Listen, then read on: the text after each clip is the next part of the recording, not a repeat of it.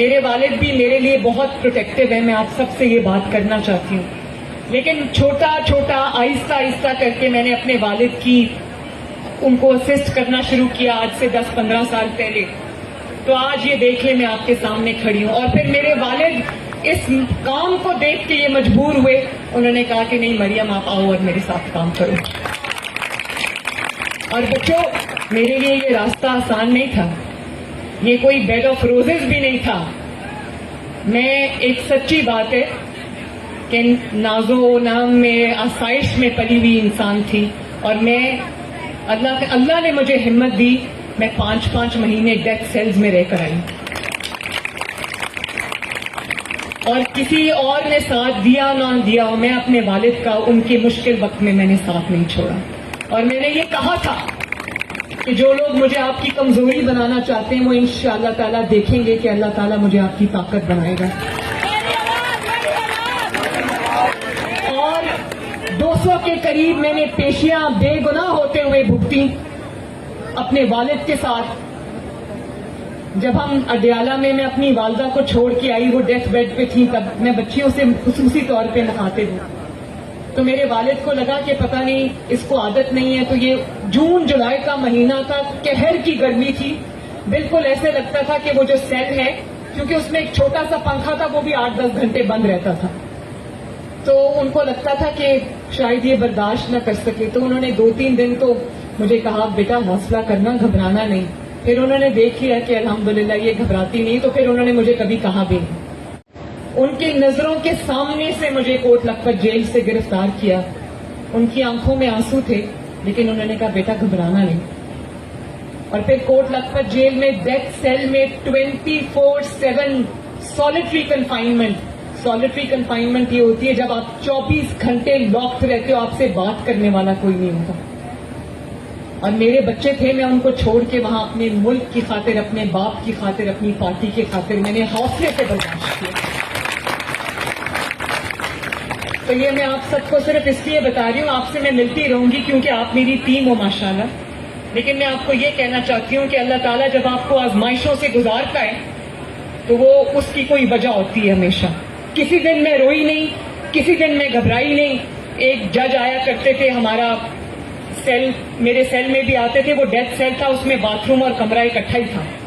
تو جب میں نماز پڑھتی تھی مجھے یہ پتہ نہیں چلتا تھا کہ میں کمرے میں نماز پڑھی ہوں یا باتھ روم میں نماز پڑھی.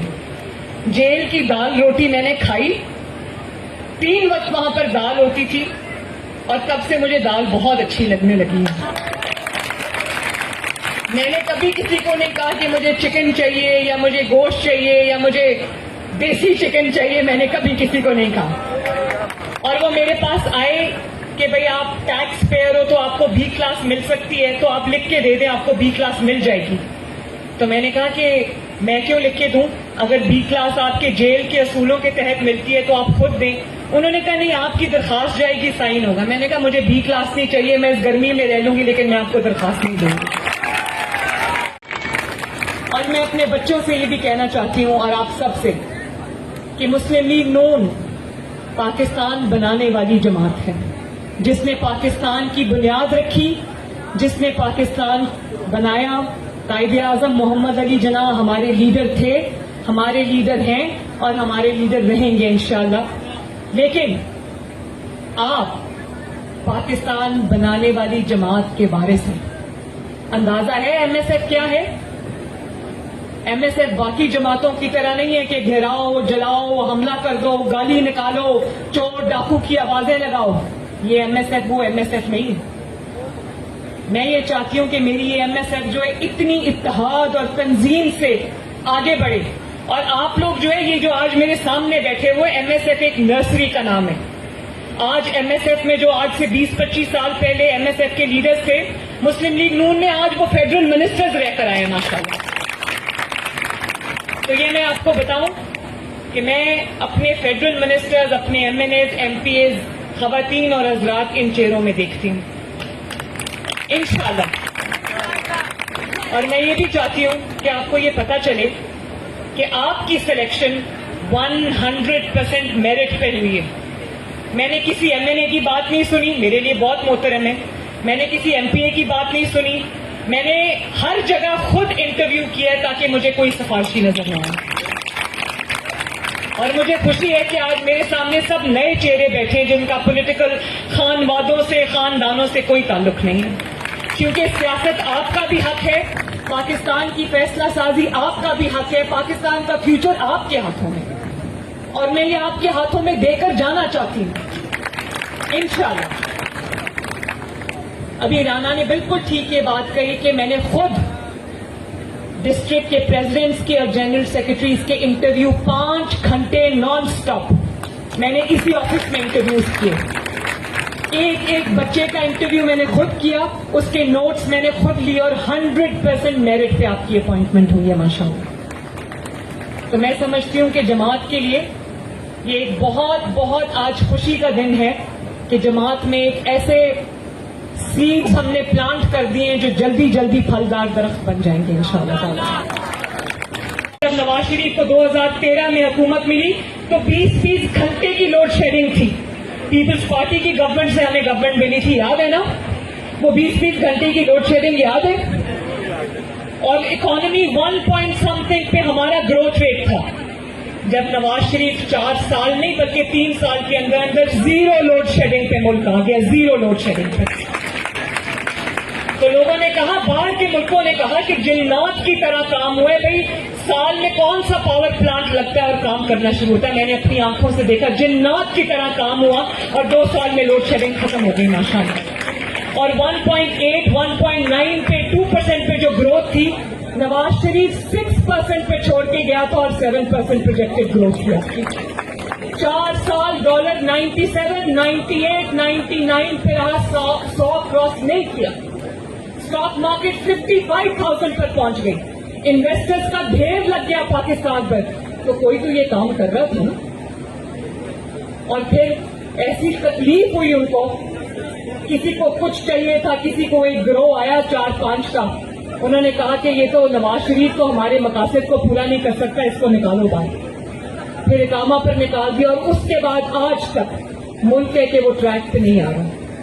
اتارنا بہت آسان ہے, ملک کو ٹریک پہ اتارنے کے لیے ایک فیصلہ اقامہ کا چاہیے, ایک فیصلہ. وہ اقامہ کا جو بینچ ہے نا, قوم اس کو کبھی معاف نہیں کرے گی. میں اس کو معاف کر بھی دوں تو اس کو اللہ تعالیٰ معاف نہیں کرے گا, کیونکہ اس نے 22 کروڑ عوام کی روٹی پر لات ماری. اور اس کے بعد پاکستان میں جتنے لوگ آج سفر کر رہے ہیں, کسی کے پاس روٹی نہیں ہے, کسی کے پاس بجلی کا بل دینے کے لیے پیسے نہیں ہیں, اس سب کا گناہ جو ہے وہ اس 5 ممبر بینچ کے اوپر ہے. اور جو ان کا اعلی کار تھا جو اس وقت اٹک میں بند ہے. نواز شریف صاحب 21 اکتوبر کو وطن واپس آ رہے ہیں. میں ان کا چھوٹا سا, آپ لوگ جانتے ہو ان کو کہ وہ کون ہے, لیکن میں اپنی طرف سے ایک انٹروڈکشن چھوٹا سا کرانا چاہتی ہوں.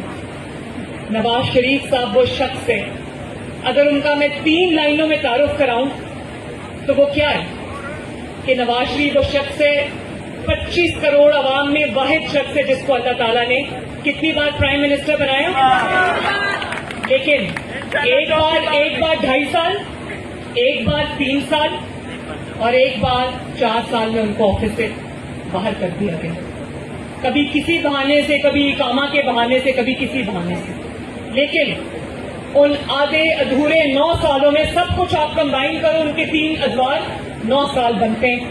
ان 9 سالوں میں نواز شریف نے پاکستان کی اتنی خدمت کر دی, کراچی سے خیبر تک, KPK میں, گلگت بلتستان میں, آزاد جموں کشمیر میں, سندھ میں, بلوچستان میں, پنجاب میں.